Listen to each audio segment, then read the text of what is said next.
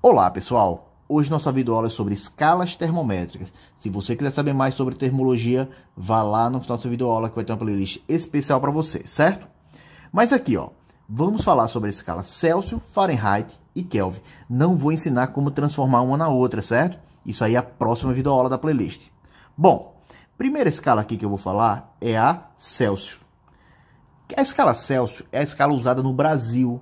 Quando a gente vai falar da temperatura de alguma coisa, você fala, tá 30 graus, 40 graus, 30 graus o quê que eu falo? 30 graus Celsius, 40 graus Celsius. Qual a temperatura na sua cidade hoje? 20 graus Celsius, dependendo da região do Brasil, né?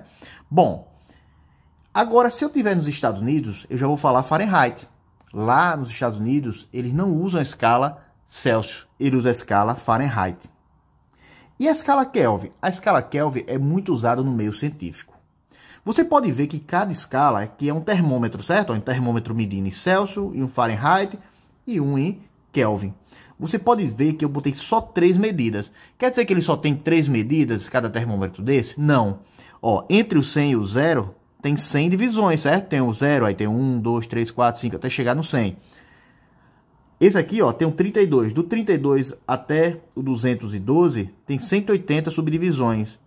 E daqui do 273 ao 373 tem 100 subdivisões. Então não é que tenha só 3 temperaturas aqui, 3 aqui, 3 aqui. E por que essas 3 são importantes? Esses são pontos muito importantes. Esse aqui é o ponto de vapor ou ponto de ebulição da água. Aqui tem um ponto de gelo ou ponto de fusão da água e o zero absoluto. Esses 3 pontos são muito importantes. É bem legal você saber eles na sua cabeça. Bom, o ponto de vapor ou ponto de ebulição é aquela temperatura que a água ferve. A água ferve em Celsius a 100 graus. 100 graus Celsius. Agora, claro, esse valor aqui que a gente está falando, 100 graus Celsius, é no nível do mar. Isso é uma questão para outra videoaula.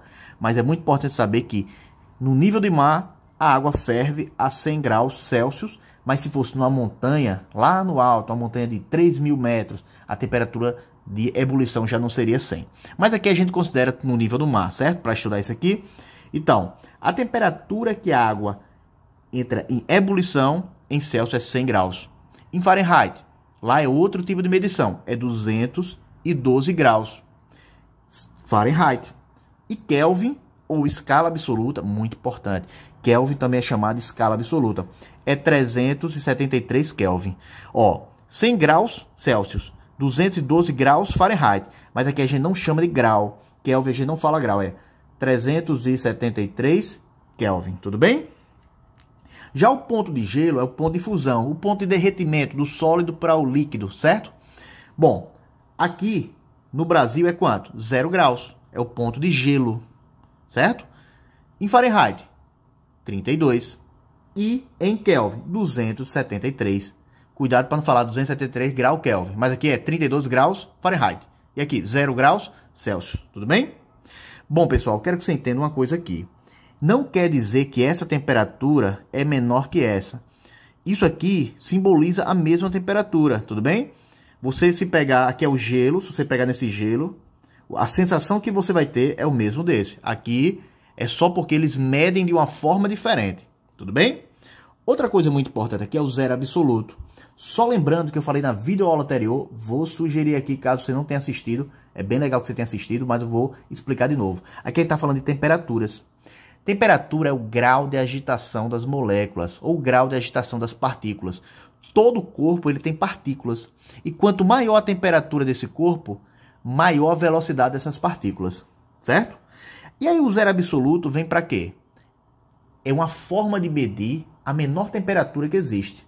A menor temperatura que existe chama-se zero absoluto. Na escala Kelvin é o próprio zero. Ó.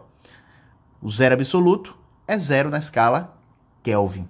E o que quer dizer isso? É a menor velocidade, ou seja, a menor energia que as partículas podem ter em um corpo. Se eu pego essa caneta aqui, ó, e eu vou e deixo ela a 0 graus Celsius, desculpe, 0 grau Kelvin, é o zero absoluto, tudo bem? Então, essa caneta, as velocidades das partículas estariam praticamente zero, quase zero. Preste bem atenção que eu falei, quase, porque se considera que mesmo que chegue no zero absoluto, ela ainda tem alguma agitação e alguma energia, certo?